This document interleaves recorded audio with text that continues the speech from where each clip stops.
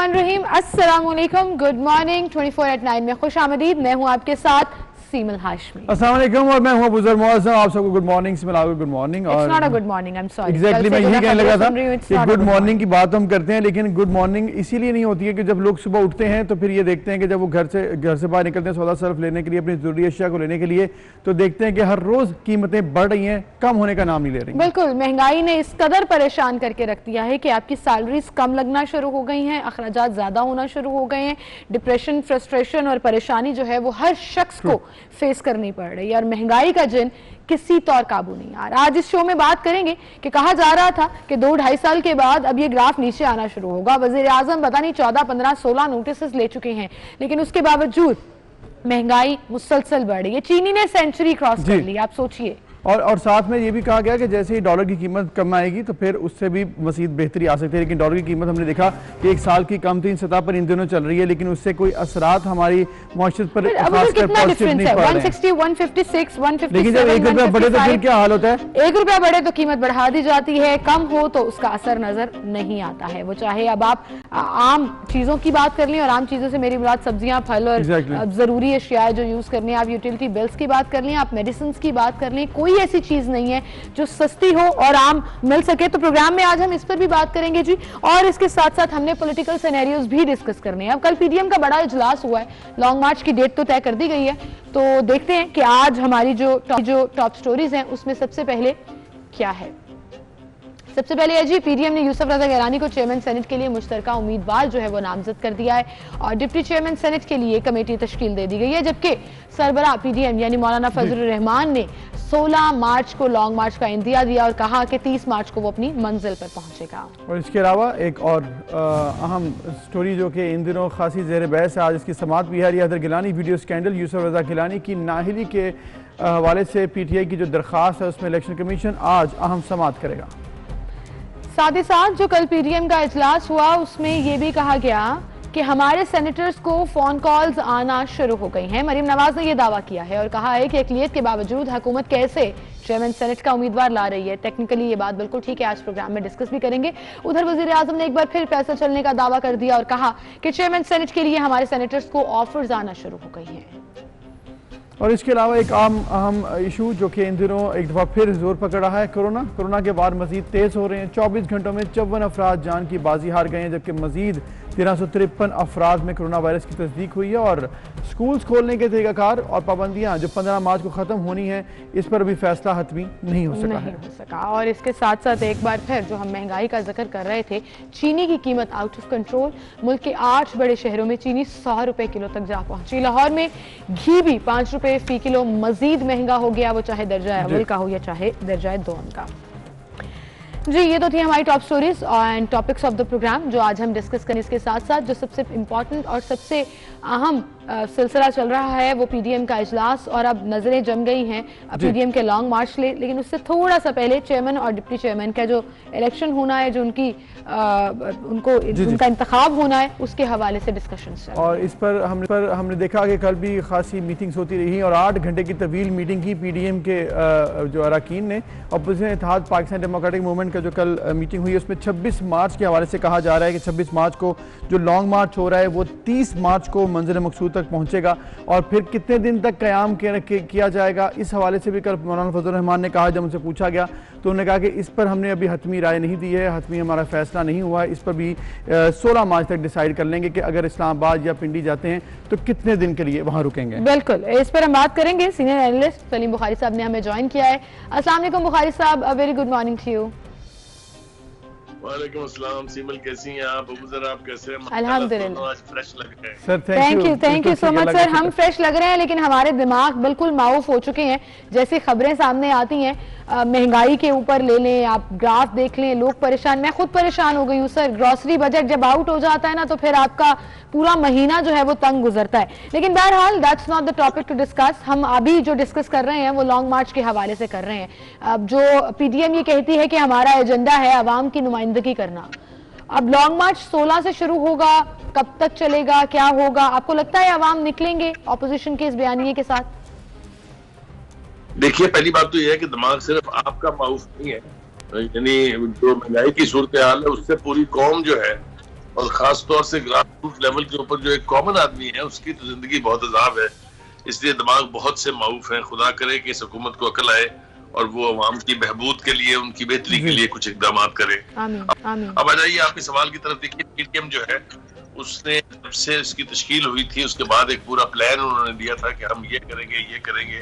वो इंतहाई कामयाबी के साथ अब तक अपने लफ्जों पर कायम है और वो सब कुछ उन्होंने किया है जिसका उन्होंने वादा किया था। जहां तक रैलीज का ताल्लुक है, बहुत बड़े बड़े शहरों में रैलीज भी निकली हैं और सबसे बड़ी बात यह है कि ये इत्तेहाद अब तक कायम है और इसके अंदर कोई क्रैक्स नहीं है।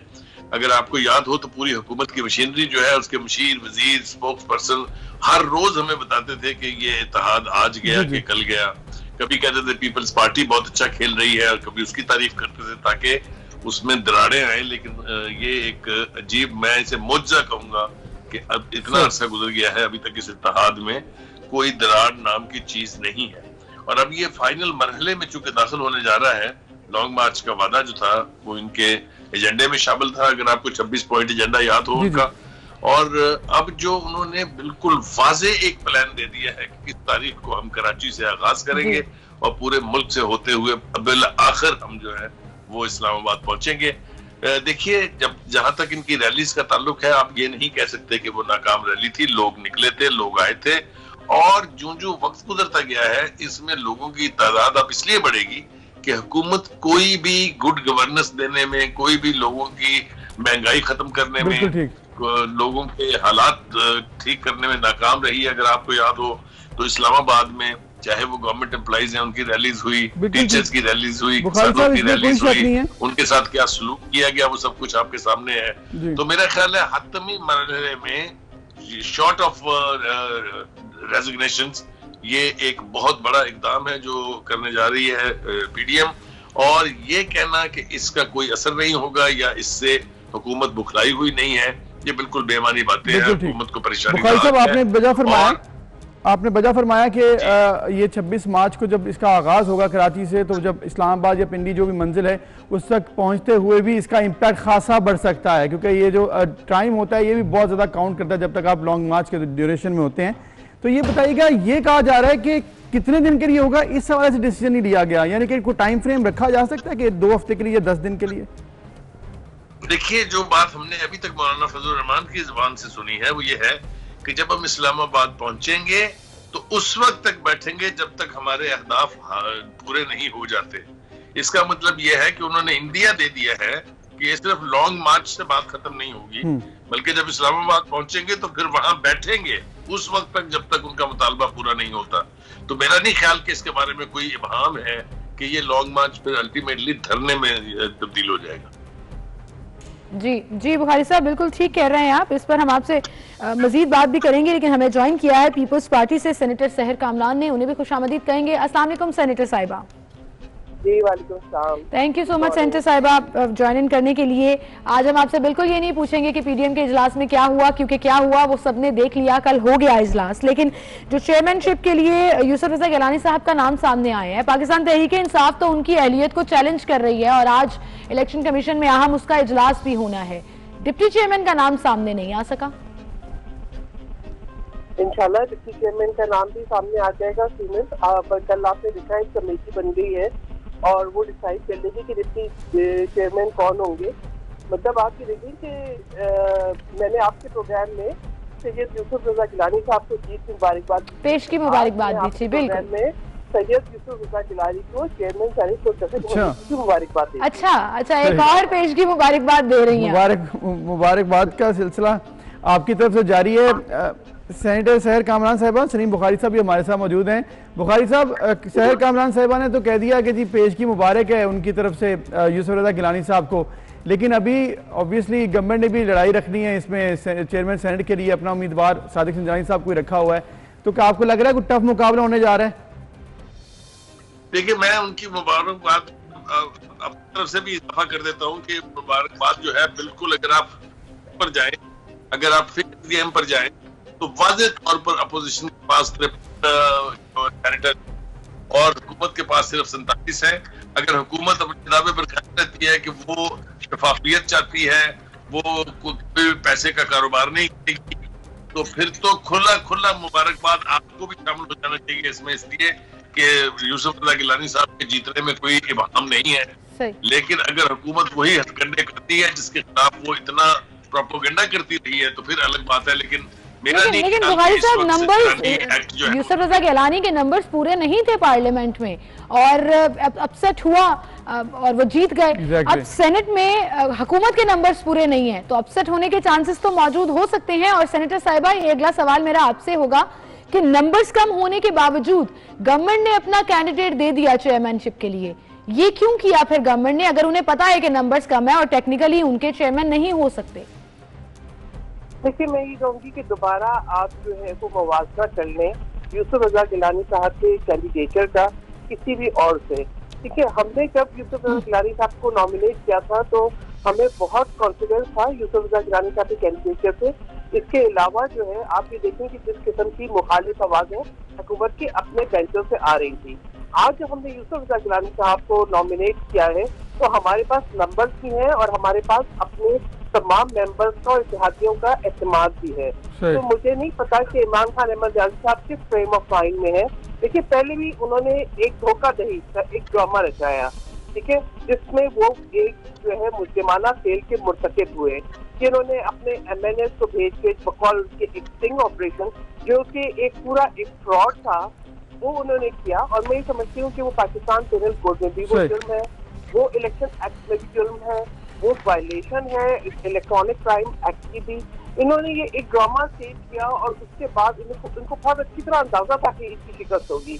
तो this is a pre plan strategy जिसको वो एडमिट कर चुके हैं और अब भी ये जानते हैं कि कोई तरीका नहीं है कि सादी संजरानी साहब के वोट भी कम है और कोई तरीका नहीं है कि यूसुफ रजा गिलानी के सामने वो इलेक्शन जीत सके, लेकिन they must be working on some another fraudulent. ये तो हमने कोई तरीका होता है ना, ज़मीर की आवाज भी तो होती है जिसके ऊपर फिर वोट दे दिए जाते हैं। तो बुखारी साहब आप बताइएगा, सैर साहब तो कह रही कोई तरीका और नहीं है, लेकिन क्या ज़मीर की आवाज यहाँ पर सेनेट के इलेक्शन में चेयरमैन सेनेट को चूज करने के लिए नजर आ सकती है? वज़ीर आज़म ने कहा है हमारे सेनेटर्स को ऑफर्स आ रही हैं। देखिए, वो ऑफर्स आ रही हैं, वो सब कुछ कहते रहते हैं, लेकिन वही आपको मालूम है जो बलूचिस्तान में हुआ, जो सिंध में हुआ, जिनकी कीमतें हमें खुद प्राइम मिनिस्टर साहब ने कोई 65 करोड़ ऑफर कर रहा है, कोई 70 करोड़ कर रहा है, वही लोग बावजूद इसके कि उनका कैंडिडेचर जो है वो विड्रॉ कर दिया, लेकिन फिर खान साहब उनको जवा लिया, वो सिंध से और वो कादर साहब जो है बलूचिस्तान से गए। तो बात तो छोड़िए, लेकिन जहाँ तक जमीर हुसैन का ताल्लुक है वो मेरे ख्याल से उसको थोड़ा सा गहरी नींद सोने से इस दफा तो बेहतर है, क्योंकि अगर सेनेट की हुकूमत ने कर डाला तो फिर और ज्यादा शिद्दत आएगी में। और अब जैसा कि ऐलान हो चुका है कि मोहताज हो चुका है और नतीजे में बाद में इस्लामाबाद में धरना भी दिया जाएगा, तो हुकूमत पहले ही प्रेशर में है। वो अगर किसी का कोई कदम ना उठाए तो बेहतर है। को भी अब चूंकि बिल्कुल वाज़ेह तौर पर एक्यूज किया जाता है कि वो गैर जरूरी तौर पर हुकूमत की मदद कर रही है, तो मेरा नहीं ख्याल कि इस दफा होगा। अल्लाह करे कि वहाँ साफ और शफाफ इलेक्शन हो जाए तो हम सारे मिलकर एडवांस मुबारकबाद पेश करते हैं। सही, सारे मिलकर एडवांस मुबारकबाद पेश कर सकते हैं, लेकिन एक जो मसला है और वो ये है कि पाकिस्तान तहरीक इंसाफ की दरख्वास्त जो इलेक्शन कमीशन में है उस पर आज समाअत भी होगी। सेनेटर साहिबा, क्या आपको लगता है कि ये मसला हो सकता है? अली हैदर गिलानी की जो वीडियो थी, वीडियो स्कैंडल था, PTI आपने कहा कि वो तो कह रहे हैं कि स्टिंग ऑपरेशन था, लेकिन ऑब्वियसली इलेक्शन कमीशन में उसको चैलेंज भी कर दिया गया है और नाअहलियत के लिए दरख्वास्त दी गई है। ये जो फ्रॉड था ये तेजी के मकसद के लिए किया गया था ना। आप ये देखें कि अभी बुखारी साहब ने भी चाहिए, आप इनके मामला देख लें, जिस तरीके से उन्होंने ये एतमाद में वोट लिया वो भी तो इनका स्टिंग ऑपरेशन ही था ना। कि अब मेंबरों को पकड़े, पहले उनको बिकाऊ माल कहें, फिर उन्हें दबाव में लाएं, फिर उनको कैद करें, फिर उनको घेर के लेकर आए। तो इसमें बात यह है कि जहाँ आपका फ्रॉडुलेंट एक्ट, जहाँ आपकी गलत इंटेंशन, जहाँ आपकी फोर्जरी साबित हो जाए तो उसको तो आपने बुलाया घेर घाड़ के इसी नियत की मकसद के साथ कि आपको पता था कि आपकी शिकस्त होगी, तो आपने सोचा कि हम शिकस्त से बचने के लिए बाद में ये एक ड्रामा फेस कर लें। जहाँ आपकी इंटेंशन गलत है, जहाँ आपका जहन के अंदर फ्रॉड है, जहाँ आप एक होंडा किस्म का जो है प्लान कर रहे हो एपिसोड और उसके अंदर आप किसी को घेर के बुलाते हो विद बैड इंटेंशन, तो अनफॉर्ड आपके अपने गेम के लिए। तो मैं समझती हूँ कि कानून जो है वो हम कहते तो हैं कानून अंधा है मगर कानून जिंदा भी है। कानून देखेगा कि ये जो है एक गलत इंटेंशन के लिए, एक जाति गेम के लिए आपने कैसे। ठीक है सैयद साहबा, इस हवाले से तो आज समाअत होनी है, इलेक्शन कमीशन ने फैसला करना है और वहीं पर ट्रायल भी होगा। देखते हैं कि आइंदा चंद दिनों में इस हवाले से क्या फैसला होता है। सलीम बुखारी साहब, कल जब पीडीएम की मीटिंग हुई उसमें एक और अहम बात भी कल हुई है जिस पर अब गुफ्तगू काफ़ी दिन से चल रही थी कि पंजाब में कोई तब्दीली हो सकती है। पंजाब में तहरीक अदम एतमाद की बात की जा रही थी, लेकिन कल ऐसे लगा है कि शायद तहरीक अदम एतमाद पंजाब में आना थोड़ा मौखर दिखाई देता है, क्योंकि कल गुफ्तगू हुई कि नून लीग की हुकूमत होनी चाहिए पंजाब में, मरीम नवाज साहिबा ने कहा, और कोई मुश्तरका उम्मीदवार लाने के हवाले से जो बातें थी वो अब नहीं आ रही सामने। देखिए, मेरे ख्याल से बिलावल भुट्टो जरदारी साहब की जो मुलाकात हुई उसके बाद थोड़ा सा इसको किया गया है, लेकिन पंजाब पर हमला तो होना है इसलिए कि ये सॉफ्ट वैली है तहरीक इंसाफ की। यहाँ पर भी मांगे तांगे के भुट्टो के ऊपर कायम है, जबकि वो सिंगल लार्जेस्ट नहीं है। तो मेरा ख्याल है कि अगर कुछ हुई भी, लेकिन अल्टीमेटली पंजाब के ऊपर ये वार तो करना है।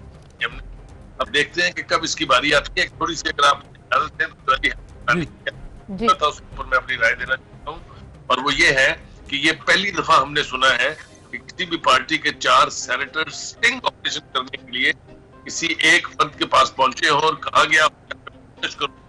ये अजीबोगरीब किस्म का ड्रामा है। मेरे ख्याल से हकीकत वाज़ेह हो गई है, इसलिए उसके किरदार है उन्होंने तस्लीम कर लिया है कि हम कराची से चल के खुद आए थे। तो मुझे समझ में आती है कि इसके अंदर कौन सा इबाहम है। बहरहाल देखते हैं कोर्ट क्या फैसला करती है, लेकिन इसके बारे में खुल के अब वो इकरार भी कर चुके हैं, प्राइम मिनिस्टर साहब से शाबाश भी ले चुके हैं। तो इस तरह के ऑपरेशन करके अगर किसी के इलेक्शन को कलदम करार देने की ख्वाहिश है तो मुझे पूरी होती दिखाई नहीं देती। ठीक है, आपको पूरी होती हुई दिखाई नहीं देती। बुखारी साहब, 4 MNAs, 4 सेनेटर्स नहीं, क्योंकि सेनेटर्स को तो अभी ऑफर्स आ रही हैं और वो अब देखेंगे कि चेयरमैन सेनेट के लिए और डिप्टी चेयरमैन सेनेट के लिए क्या मामला तय पाता है। ऑपोजिशन भी यही कह रही है। Well, thank you so much for being with us sir, and thank you so much senator साहिबा, आप भी हमारे साथ मौजूद थी। आपकी पेशगी मुबारकबाद हम याद रखेंगे, इसको सेव भी कर लेंगे और फिर इलेक्शंस के बाद देखेंगे कि आपकी ये पेशगी मुबारकबाद वाकई में मुबारकबाद में तब्दील होगी। बिल्कुल, और क्योंकि सैर कामरान साहिबा काफी अरसे से पेशगी मुबारकबाद दे रही है, लेकिन अब यहाँ पर क्योंकि मामला टफ है, बातें ठीक होती भी आई हैं। जमीर साहब जो है वो यहाँ पर जाग भी सकते हैं, बुखारी साहब ने देखा उसकी उम्मीद, और अगर जमीर साहब जाग गए तो फिर ऑपोजिशन के नंबर ज्यादा हैं, ऑपोजिशन के नंबर ज्यादा हैं, हुकूमत के नंबर्स कम हैं, 47 वर्सेस 53। और अगर जमीर साहब वहां बैठे हुए तो फिर मुझे लगता है कि यूसुफ रजा गिलानी को मुबारकबाद एडवांस में, जैसे बुखारी साहब कहते हैं, हमें भी दे देनी चाहिए। आप देना चाहेंगे? अभी मैं मुबारकबाद नहीं जी, सिस्टम को देखते मैं मुबारकबाद नहीं देता। हम थोड़ा सा वेट करेंगे और इलेक्शन के बाद ही इकट्ठी मुबारकबाद ही देंगे। एनीवेज जी, इसके साथ साथ हमने जो ब्रेक के बाद डिस्कस करना है वो है महंगाई का जिन, और ये जिन एक्चुअली जिन चुड़ैल देव सब कुछ बनता जा रहा है, क्योंकि अब आउट ऑफ हैंड होता जा रहा है। बिल्कुल, और हमने ये देखा है कि डॉलर की कीमत कम हुई, लेकिन क्यों नहीं महंगाई कम हो सकी है, इस सब पर हम बात करेंगे। मियां इमरान अहमद साहब हमारे साथ मौजूद होंगे एक ब्रेक के बाद, उनसे जानेंगे अपने सवालों के जवाब।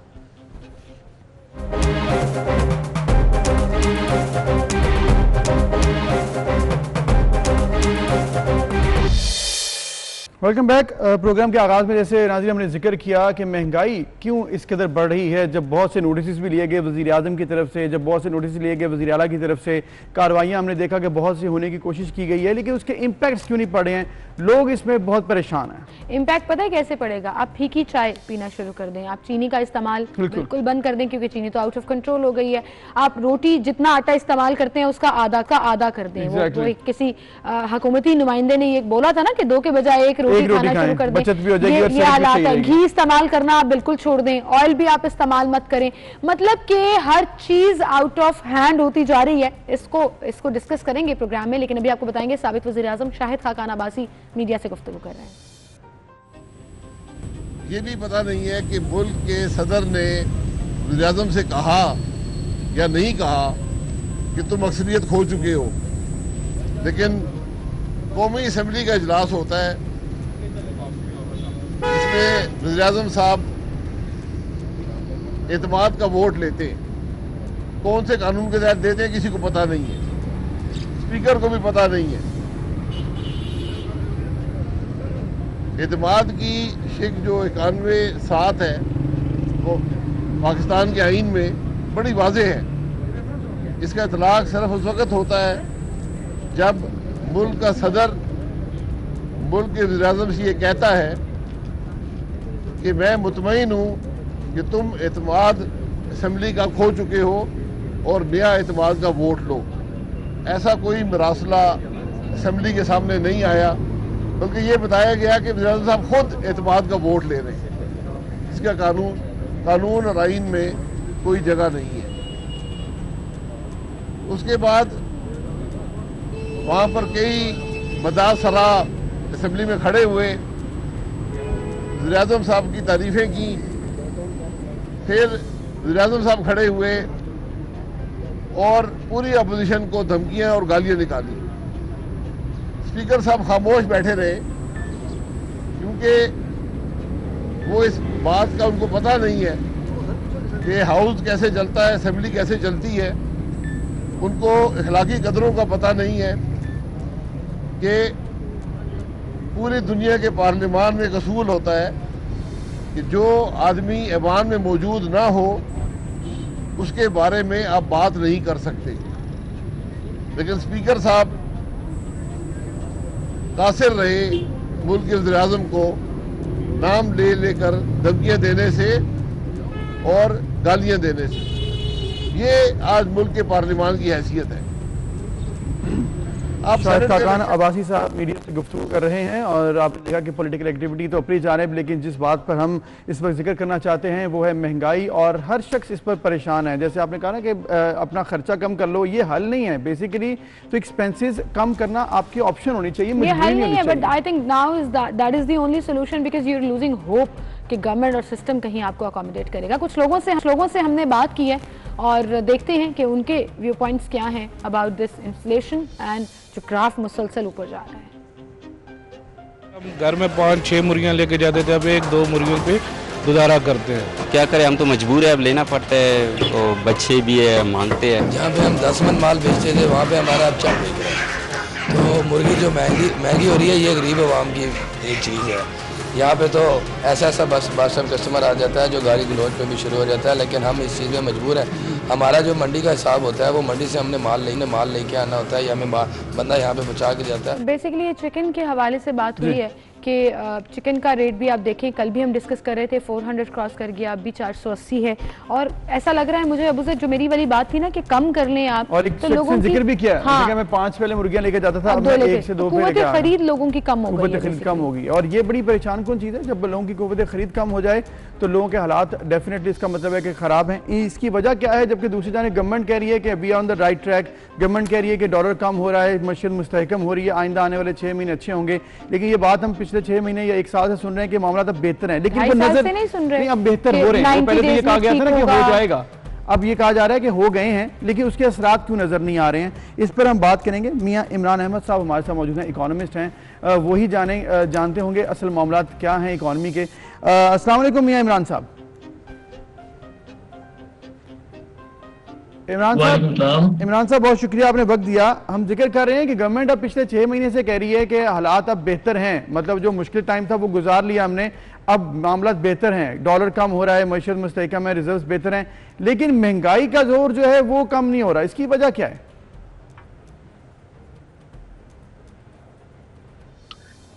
देखिए, महंगाई का सूरत हाल ये है कि सिर्फ आप अगर 1 महीने का अंदाजा लगा लें कि जनवरी 2021 था, उसमें जो महंगाई की शरह थी वो 5 से 3% थी, और फरवरी 2021 में 3% महंगाई बढ़कर 8.3% हो गई है।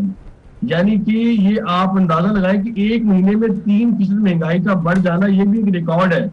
और ये पहले बताया जा रहा था कि जब महंगाई कम हुई थी जनवरी में, तो बड़ा उन्होंने एक वावेला किया था ट्विटर अकाउंट्स पे, और गवर्नमेंट ने बड़ा उसमें शादियाने बजाए थे, रजाक दाऊद साहब ने भी, असद उमर साहब ने भी, कि हमने देखी कितनी कम कर दी महंगाई। लेकिन जब अब महंगाई 3% बढ़ गई है और इसमें इस वक्त हुकूमत का कोई पॉइंट ऑफ व्यू सामने नहीं आ रहा, कोई वजीर सामने नहीं आ रहा, जब राब्ता करने की कोशिश की जाती है तो उस वक्त वो खामोश रहते हैं। असल जो वजह है, देखिए, आम आदमी का मसला ये नहीं कि डॉलर नीचे जा रहा है कि नहीं जा रहा है। डॉलर नीचे जाने की तो वजह आपका रोशन डिजिटल अकाउंट है, लेकिन उसके बावजूद कि डॉलर नीचे जा रहा है तो गाड़ियों की कीमतें बढ़ रही है, अशिया की कीमतें बढ़ रही है, तेल की कीमतें बढ़ रही है। तो इसके नीचे जाने का आम आदमी को क्या फायदा है? असल में तो इंसान को अपने ब्रेड एंड बटर के साथ है, आम आदमी को तो रिलीफ ही नहीं मिल रहा। ये तो हुकूमती कैलकुलेशन है, हुकूमत अपनी मर्जी से जो मर्जी खुश होती है, अपने घर में खुश होती है कि हमने सब ठीक कर दी है, लेकिन ग्राउंड रियलिटी इस वक्त इंतहाई खतरनाक हद तक जा चुकी है, क्योंकि जिस शख्स के पास कोई 10 लाख रुपए पड़ा हुआ था वो पड़े 5 लाख के बराबर रह गया है। अगर उसने कुछ भी नहीं किया, उसकी वैल्यू इतनी कम हो गई है, कुव्वत खरीद इतनी कम हो गई है कि लोग इस वक्त बचत की तरफ जाना चाह रहे हैं, डबल जॉब की तरफ जाना चाह रहे हैं। जॉब्स नहीं है, बचत करके कितनी देर गुजारा कर लेंगे? अगर आप एक टाइम में खाना कम कर दे तो मुमकिन आप थोड़ा सा आटा बचा ले, लेकिन कब तक सर्वाइव करेंगे? महीने 2 महीने बाद तो आप बीमार हो जाएंगे। तो कहने का मतलब ये है कि इस सारे प्रोसेस में गवर्नमेंट को कुछ ना कुछ पॉजिटिव, लेकिन गवर्नमेंट कुछ ना कुछ तो बिल्कुल नहीं कर रही। लेकिन आपने ये कहा कि अपने घर में गवर्नमेंट खुश होती जा रही है, और ऐसा ही हमें शायद नजर भी आ रहा है कि लोग जो हैं वो इस चीज का क्रेडिट लेते हैं, जी देखें हमने डॉलर कम कर दिया, रुपया स्टेबल कर दिया, हम ये मंसूबा ला रहे हैं, वो मंसूबा ला रहे हैं। इस चीज के ऊपर तो कोई जवाब नहीं देता कि आपका घी महंगा हो गया, फिर आगे से ये सुनाया जाता है 5 रुपए ही महंगा हुआ है, अवाम को कुर्बानी देनी पड़ती है, मुल्क की तरक्की के लिए रोल प्ले करना पड़ता है। लेकिन सर कब तक 100 रुपए किलो चीनी लेते रहेंगे, 250 रुपए किलो आपको घी मिलता रहेगा, सब्जियां, दालें, आटा, हर चीज महंगी हो गई है, फिर ऊपर से जो बिल्स आ जाते हैं, गैस, पानी, बिजली, कहां जाए अवाम? बल्कि मैं अवाम को ज्यादा मायूस करना नहीं चाहता था, लेकिन अगर अभी आपने बिजली की बात की है तो आपको पता है कि इस वक्त हुकूमत ने बिजली भी महंगी कर दी है, और दूसरा गवर्नमेंट ने जो टैक्स एग्जम्पशंस दी हुई थी कुछ सेक्टर्स को, वो भी खत्म करने जा रही है। तो आने वाले दिन जो है वो मजीद बुरे होने जा रहे हैं, जो कि एक बुरी खबर है। गवर्नमेंट को बेसिकली इन तमाम चीजों में आम आदमी की जो हालात है उसके ऊपर एड्रेस नहीं किया जा रहा। हम ये नहीं कह सकते प्राइम मिनिस्टर को इन सब बातों का पता नहीं है, ये सब इनके इल्म में है, सब जानते हैं कि इस वक्त आम आदमी किस तकलीफ से गुजर रहा है। लेकिन बदकिस्मती है कि 2.5 साल गुजरने के बावजूद भी हम उस पोजीशन पे नहीं आ पा रहे कि आम आदमी ये सोच सके तो मैंने अपना बजट कैसे बनाना है। हम अभी तक अपना बजट नहीं बना पा रहे हैं। आपने जिक्र किया है कि ये तमाम मामलात हैं, महंगाई बढ़ रही है, इसमें कोई शक नहीं है, बिजली, यूटिलिटीज और इसके अलावा जो भी मामलात हैं आपके वो बढ़ रहे हैं। लेकिन मामला फिर वही है कि आखिर वजह क्या है? आपने कहा कर नहीं पा रही है, कहां पर इशू है? अगर रिजर्व बेहतर है, डॉलर कम हो रहा है, तो आपने कहा उसका इंपैक्ट आम आवाम पर नहीं पहुंच रहा, उसकी भी वजह क्या है? क्या तरीका क्या किया जाए?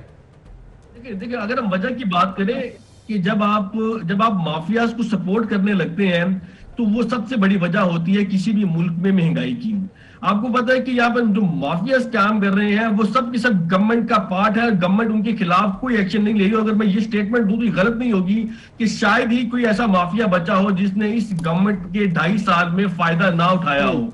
जो भी लोग इस वक्त स्टॉक कर रहे हैं, जो भी लोग कीमतें बढ़ा रहे हैं, प्राइस कंट्रोल कमेटीज काम नहीं कर रही है। असल जो मेन जो वजह है वो कंट्रोलिंग अथॉरिटीज का ना होना है। नहीं, इमरान साहब माजरत के साथ मैं आपसे अग्री नहीं करूंगी। प्राइस कंट्रोल तो तब होना जब कीमतें कम रखी जाए गवर्नमेंट की तरफ से।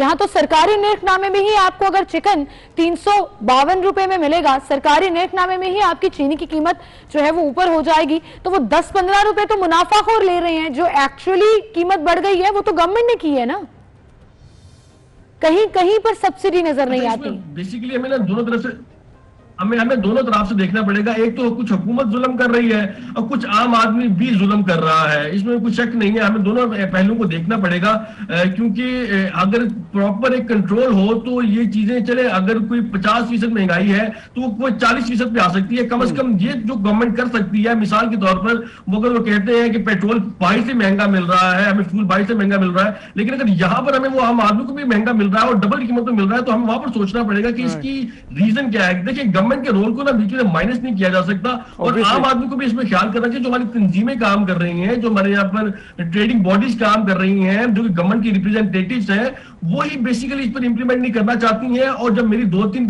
प्राइस कमेटी की चेयरमैनों से बात हुई इस मामले में कि जो महंगाई है इसके बारे में आप क्या कर रहे हैं, देखिए गवर्नमेंट का ये रेट है, प्राइवेट ये रेट आप इश्यू हो रहा है, तो वो इससे लाइलम थे।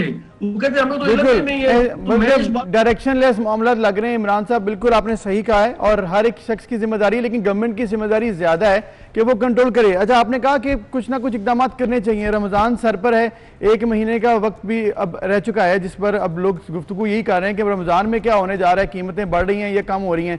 कम होने का कोई तरीकाकार है आपके पास कि कोई रिलीफ मिल सकता है? क्या किया जाना चाहिए, एडवाइस अगर आप कुछ करें तो? देखिए मैं पहले आपको ये बता दूं होने क्या जा रहा है। अभी चीजों की कीमतें इंतहाई बढ़ा दी जाएंगी और आप देखेंगे रमजान से कुछ 6-7 दिन पहले वो कम कर दी जाएंगी और आम आदमी खुश हो जाएगा कि जी देखें जी माशाल्लाह ये 15 रुपए महंगा हो गया था, अब ये माशाल्लाह 5 रुपए सस्ता मिल रहा है। तो इसका मतलब है कि आप थोड़ा सा ये जेल में रखिएगा कि अभी तो आपके साथ ये होने जा रहा है रमजान से पहले पहले। अब इस पे होना क्या चाहिए? देखिए इस वक्त जो इमीडिएट एक्शन है ना अगर गवर्नमेंट कर सकती है वो यही है कि सब्सिडाइज किया जाए। इस वक्त रमजान के महीने में सब्सिडाइज करने के अलावा दूसरा कोई सोल्यूशन नहीं, क्योंकि आपने कोई लॉन्ग टर्म पॉलिसी तो बनाई नहीं है कि चले आप उस पॉलिसी के समरात आते हो तो हमें उम्मीद नजर आ रही है कि रमजान में ऑटोमेटिकली महंगाई कम हो जाएगी। अब इसके लिए जरूरी है कि जो गवर्नमेंट माजी में भी अगर जो हुकूमतें पहली भी गुजरी हैं, नून लीग की गुजरी है, पीपल्स पार्टी की गुजरी है, वो जिस तरह सब्सिडाइज करती रही रमजान में, तो इस हुकूमत को भी चाहिए कि कम से कम सब्सिडाइज तो करेंगे, लोगों का रमजान अच्छा गुजर जाए, लोग अपनी मजहबी फ्रीजों को सरंजाम दे सके। और अगर आप ये बात करें कि हुकूमत की पॉलिसीज की वजह से महंगाई कम हो जाएगी तो इसकी तो कोई उम्मीद नहीं है। हाँ, इसकी कोई उम्मीद नहीं है तो फिर उम्मीद उस शॉर्ट टर्म प्लान से ही लगा लेते हैं जो सब्सिडी रमजान में दी जाएगी। लेकिन अभी तो महंगाई कम नहीं हो रही है और फिर रमजान के बाद, ईद के बाद दोबारा से कीमतें जब वापस जाएंगी तो वही महंगाई का तूफान होगा, वही महंगाई का जल होगा जो काबू में नहीं आएगा और गरीब आदमी जो है वो बेचारा सिर्फ पिसता चला जाएगा। बहुत शुक्रिया मियां इमरान साहब, आप हमारे साथ मौजूद थे।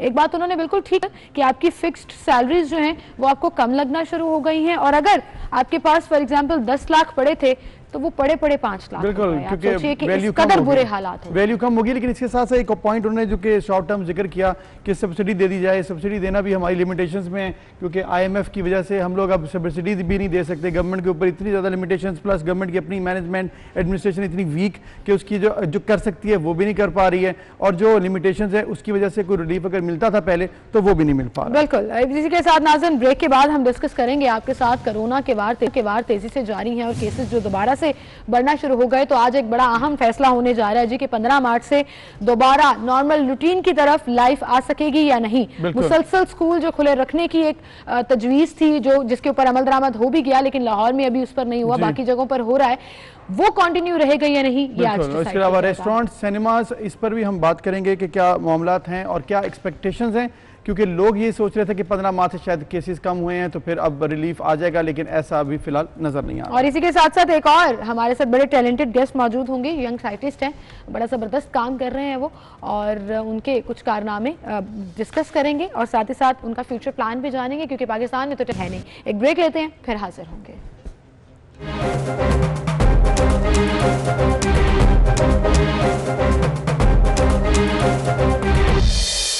Welcome back. एक बार फिर से आपको खुश आमदीद कहेंगे। कोरोना थमने में नहीं आ रहा जी। गुज़श्ता 24 घंटों के जो नंबर सामने आए हैं, 54 लोग कोरोना की वजह से जान से गए, जबकि मजीद 1353 अफराद में कोरोना वायरस की तस्दीक हुई है जी। और उधर स्कूल खोलने के तरीकाकार और पाबंदियां 15 मार्च को ख़त्म होंगी या नहीं, ये भी फैसला आज होने जा रहा है। तो ये अहम परेशानी है जिसकी वजह से लोग ये भी देख रहे हैं कि आइंदा आने वाले दिनों में क्या हो सकता है, क्योंकि NCOC ने इजलास करना था स्कूलों के खोलने के तरीकाकार, स्कूल में क्या पॉसिबिलिटीज़ हैं। फिर इसके अलावा जो शादी हॉल्स हैं, रेस्टोरेंट्स हैं, वो क्या दोबारा खुलेंगे या नहीं खुलेंगे, इस पर भी अभी बात हो रही है। हमने कि रेस्टोरेंट्स और शादी हॉल्स हैं वो सबसे ज़्यादा अफेक्ट भी हुए हैं इस काम में। तो हमने ओवरऑल अब देखा कि 15 मार्च की तारीख दी थी, एक दफ़ा फिर कोरोना केसेस बढ़ने की वजह से ये दोबारा से लगता है कि एक्सटेंड होने जा रही है। बिल्कुल, ये एक्सटेंड शायद होने जा रही है और स्कूलों का फिर वही ऑल्टरनेट जो डेज हैं उसके ऊपर शायद चला जाए, लेकिन आज डिसाइड किया जाएगा, NCOC डिसाइड करेगा। अब आप देखिए कि लाहौर और पंजाब में खास तौर पर एक दफ़ा फिर से केसेस जो हैं वो बढ़ना शुरू हो गए। हमने देखा ये पूरी सेकंड और ऑलमोस्ट थर्ड वेव में कराची और सिंध जो है वहाँ पर केसेस ज़्यादा थे, लेकिन अब एक हफ्ते में जो कोरोना केसेस की तादाद है लाहौर में वो डबल हो गई है। जबकि इसके ऊपर पूरा जो 28 फरवरी को अगर हम जिक्र करें कि एक हफ्ता कबल जो यौमिया मरीजों की तादाद थी तकरीबन 528 थी और अब जो है वो बढ़ चुकी है। तो केसेस मुसलसल बढ़ रहे हैं और मसला सिर्फ ये है कि हम लोग रिलैक्स हो जाते हैं, एहतियात नहीं करते, मास्क नहीं पहनते, हजूम को अवॉइड नहीं करते, सोशल डिस्टेंसिंग नहीं रखते, जिससे ना सिर्फ हमारी सेहत बल्कि हमसे जुड़े हमारे तमाम प्यारे दोस्तों, अजीज़ो अकारिब, हमारे रिश्तेदारों की सेहत जो है वो भी उससे मुतासर। डेफिनेटली अब यही परेशानी है और इसी वजह से अब ये दोबारा से लग रहा है कि जो हम इस वेव से गुजर रहे हैं ये मजीद परेशानी बढ़ा सकती है। पंजाब में भी बढ़ रहे केसेस, इसीलिए ये कहा जा रहा है कि 7 इस्लामिक स्कूल्स में गैर निसाबी सरगर्मियों, स्पोर्ट्स पर पाबंदी आयद कर दी जाएगी और जो स्कूल कॉलेजेस ऐसा कर रहे हैं, मतलब वो छुप कर अगर कोई गैर निसाबी सरगर्मियाँ करवा रहे हैं या फिर अपने जो कोरोना टेस्ट अगर वो किसी स्टाफ के करवाते हैं या स्टूडेंट्स के करवाते हैं और वो ओपनली नहीं बताते हैं, छुपाते हैं, तो ये भी बड़ी ज्यादती है। बिल्कुल, और ये कहा गया है कि जिस जिले में 20% से ज्यादा केसेस होंगे वहां पर स्ट्रिक्टली SOPs को फॉलो लाजमी किया जाएगा, कोई गैर निसाबी सरगर्मी नहीं होगी। और नोटिफिकेशन जो जारी किया गया है उसमें लाहौर, फैसलाबाद, गुजरात, मुल्तान, रहीम यार खान, सियालकोट और रावलपिंडी शामिल हैं। और जाहिर है ये बड़े अजला हैं आबादी के लिहाज से भी और स्कूल की जो तादाद है उनके लिहाज से भी, तो इसमें जो एक्टिविटीज कराई जा रही थी स्कूलों में उनको रोक दिया गया है। जबकि स्मार्ट लॉकडाउन का सिलसिला भी जारी है और लाहौर में 12 इलाकों में स्मार्ट लॉकडाउन नाफिज कर दिया गया है। बिल्कुल, और इनमें जो इलाके जिनमें लॉकडाउन है उनमें शॉपिंग मॉल्स, रेस्टोरेंट्स और दफातर बंद रहेंगे।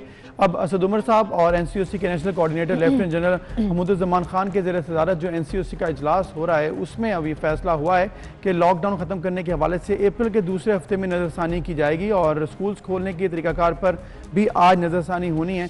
तो उम्मीद करते हैं जो भी फैसला हो वो देर पा हो और ये ना सोचा जाए कि आइंदा अगले हफ्ते के लिए बस अब देखने के हालात ठीक है तो फिर फौरन खोल दिया, क्योंकि सिनेमा शादी हॉल्स के ऊपर भी यही मामला चल रहा है। सिनेमा, शादी हॉल्स, तकरीबात और रेस्टोरेंट्स दोबारा खुलेंगे तो उसको भी वापस लेने के ऊपर गौर किया जाएगा।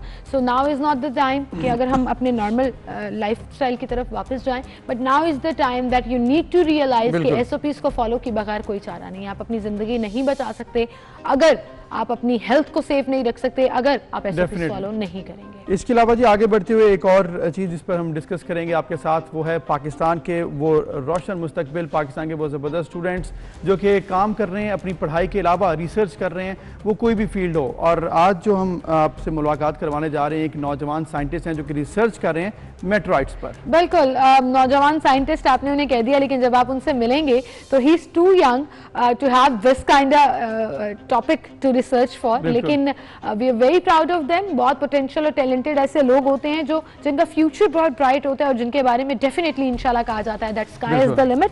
तो हमारे साथ मौजूद है मोहम्मद शहीर नियाजी और मेट्रॉइड्स का आपने जिक्र किया कि ये स्पेस से जो शहाब साकिब कहा जाता है, इसे मुझे ये याद नहीं आ रहा था लफ्ज़, तो हालांकि अभी मुझे बताया भी गया था।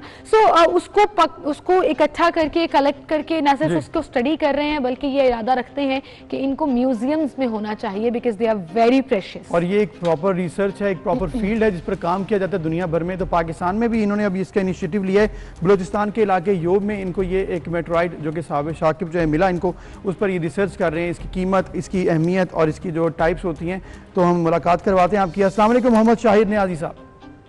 वालेकुम अस्सलाम। थैंक यू जी, बहुत शुक्रिया आपने वक्त दिया। हमने देखा आपका ये जो काम है, रिसर्च है, इस पर आप काम कर रहे हैं, ये बताइएगा इसकी तफसील क्या है, कब से आपने इस पर काम करना शुरू किया है? ये बेसिकली ना 2020 में जनवरी 6 को जो मैं गिरा था, ये शहाब साकिब काफी मतलब इंटेंसिटी काफी बड़ा भी था और धमाके की आवाज भी आई थी जी। तो हुआ ये था इसके साथ कि वो माइनिंग कम्युनिटी है वहाँ पे मिनरल्स वगैरह की, तो वो उन्होंने अमेरिका में जाके ना उसको ऑप्शन ऑफ कर दिया पत्थर को। अच्छा।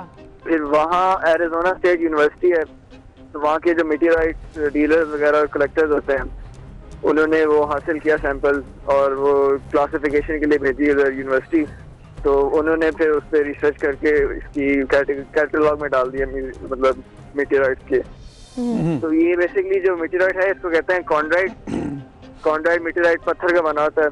दो टाइप से मीटियोराइट्स होते हैं, आयरन के होते हैं और कॉन्ड्राइट्स होते हैं। कॉन्ड्राइट्स में स्फेरिकल कॉन्ड्रूव्स होते हैं, वो एक पत्थर के अंदर दबे होते हैं और वो सोलर सिस्टम की जब शुरुआत हुई थी तो ये तब से ही मतलब बने हुए थे। तो मैंने जो बेसिकली ये किया है कि मेरे पास एक अपना म्यूजियम का एक सेटअप है छोटा सा, ट्रेजर्स ऑफ पाकिस्तान के नाम से, जिसमें मैं पाकिस्तान की हिस्ट्री और जितनी भी कलेक्टेबल चीजें हैं उसको गैदर करता हूँ और अपने पेज पे लगाता हूँ और डिस्प्ले भी करता हूँ। तो ये मैंने मीटियोराइट पहले तो क्योंकि काफी महंगा भी था ये, अच्छा। तो मैंने इसके कुछ पीसेस ढूंढे यहाँ पे पाकिस्तान में, अच्छा, कि अगर कुछ बचे हैं तो वो मैं हासिल करूँ।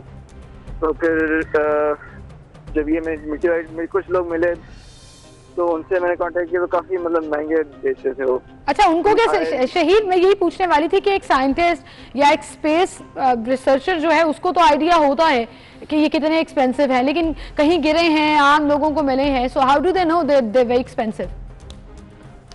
वो क्योंकि लकीली ज़ोब जो इलाका है वहाँ पे जो मिनरल वगैरह काफ़ी ज़्यादा मिलते हैं, तो वो इन टच है कम्युनिटी, इस कम्युनिटी के साथ जो क्रिस्टल्स और मिनरल वाली कम्युनिटी है, तो उनको थोड़ा सा मतलब पता चल जाता है उनके कॉन्टैक्ट के जरिए कि ये मतलब वैल्यूबल चीज़ है, तो वो फिर उनको जाके दे देते हैं।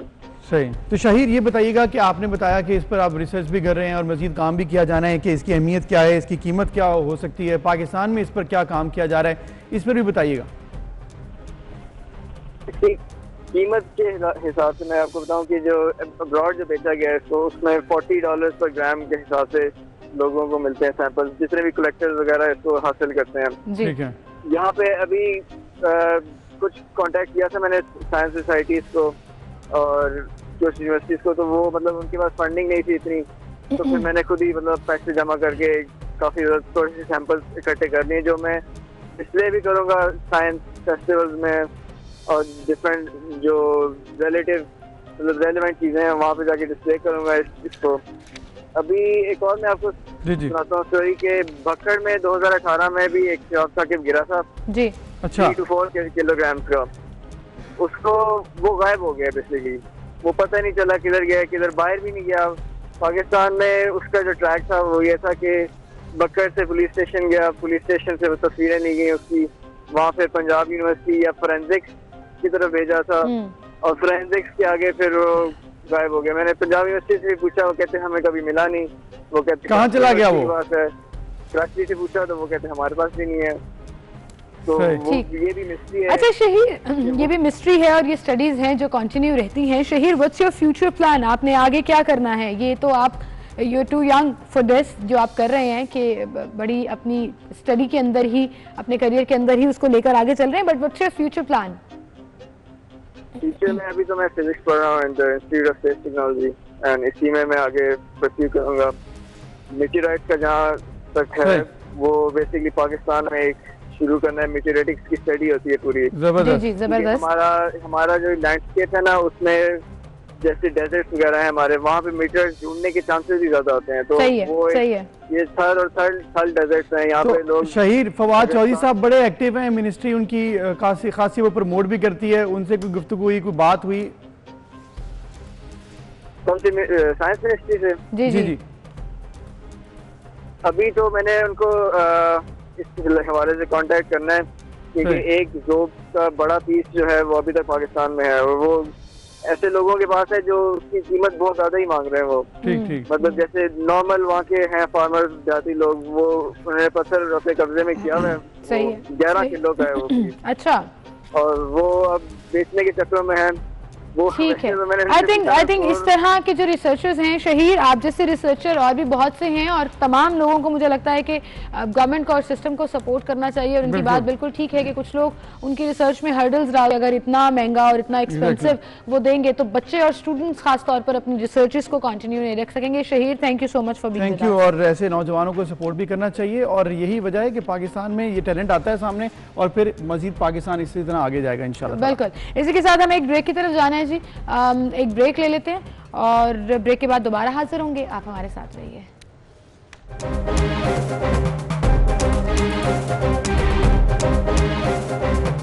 वेलकम बैक नाज़रीन। एक अहम मामला जिस पर हमने देखा कि सेनेट इलेक्शंस हुए, लेकिन उसके बाद जो उसका हंगामा है वो भी ख़त्म नहीं हुआ। सिंध असम्बली का इजलास एक बार फिर हंगामा खेज रहा।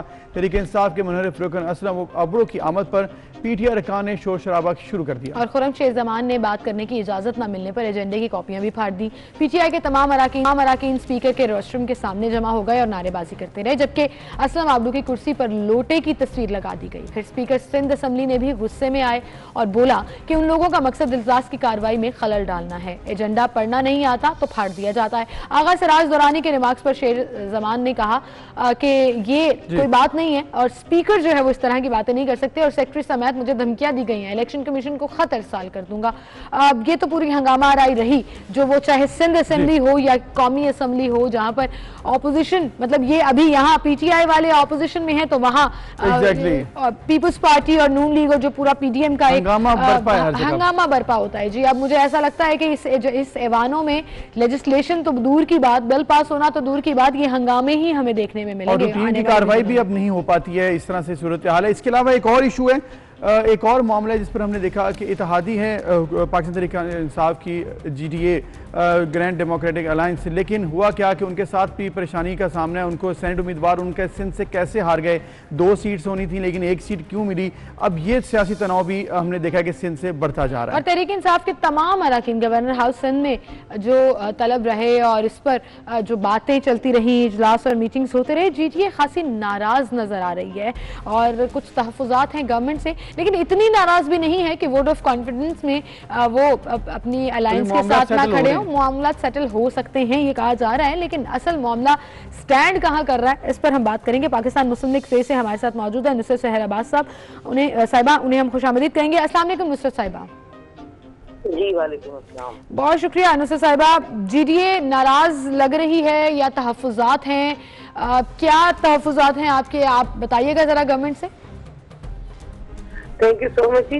देखिए जी, नाराज की अपनी जगह हमने उस वक्त अपने तहफुजात भी बता दिए थे जब ये रिजल्ट आया था, और लेकिन नाराजगी ऐसे इस हद तक नहीं थी कि खुदा न खास्ता हम जो वोट ऑफ कॉन्फिडेंस है उससे बाहर निकल जाते या अभी सेनेट के जो होंगे चेयरमैन के उसमें।